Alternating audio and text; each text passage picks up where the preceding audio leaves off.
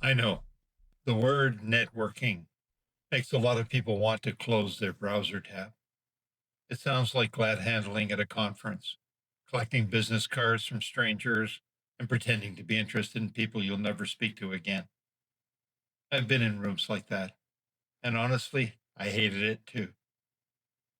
When I became the general manager of a private golf club for the first time, though, I felt completely out of my depth. The role was very different from my previous positions with an international hotel chain, and I wasn't always sure that I had the right answers. One day, when I was sorting through my in basket, I found a brochure for a meeting of Canadian Society of Club Managers. I almost didn't go. It was a 2 hour drive. I knew no one there, and networking wasn't something I really enjoyed. But I went. And during the meeting, I mentioned a challenge I was having with my board of directors.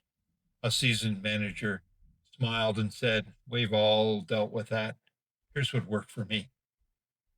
That single conversation led to more than 40 years of friendship, mentoring, conferences, professional growth.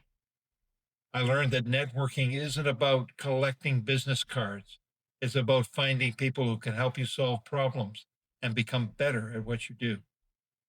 What actually works, the kind of networking that leads to real opportunities, real relationships, and real career momentum looks almost nothing like what most people picture.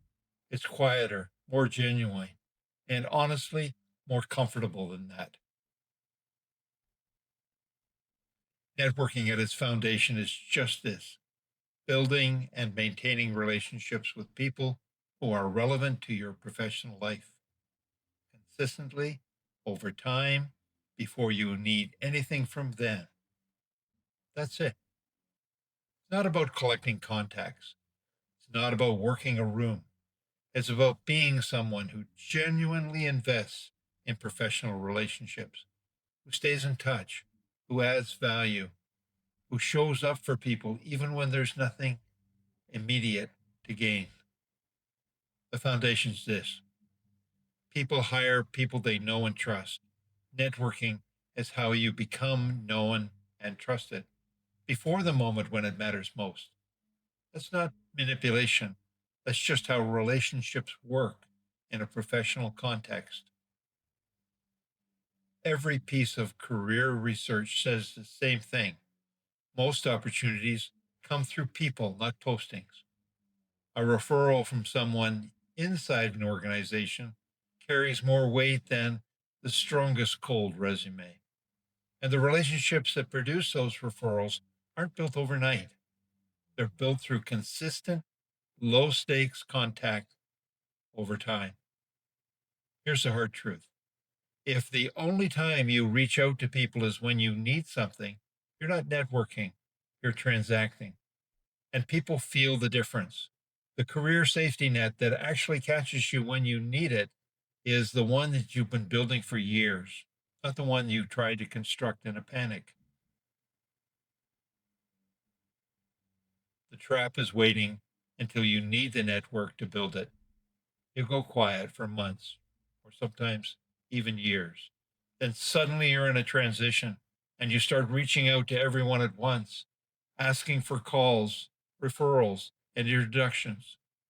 That sudden flurry of contact sends a signal, and it doesn't always get the response you're hoping for. Ask yourself, when did you last reach out to someone in your network with nothing to ask for, just to check in, share something useful, or congratulate them on something? If the answer is "I can't remember," that's your starting point, not a crisis, a starting point. Here are three ways to build your network on a foundation that actually works. First, give before you ask. When you reach out to someone, lead with value. Share an article that's relevant to their work. Congratulate them on a new role.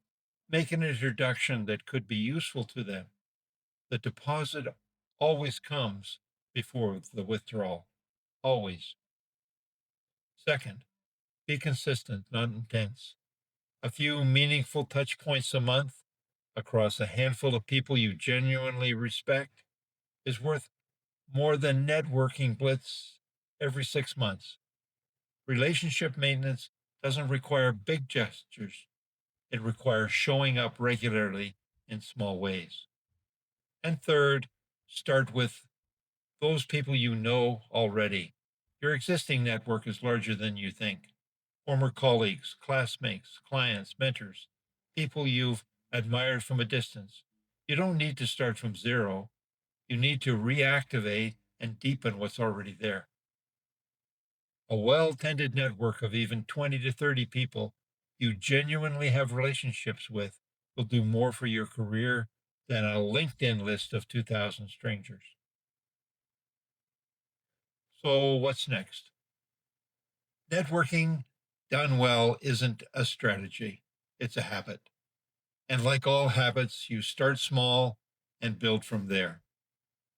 This week, the deep dive on Tuesday walks you through the real mechanics of building a network that works as it should, who to connect with, how to maintain relationships, and what adding value actually looks like in practice.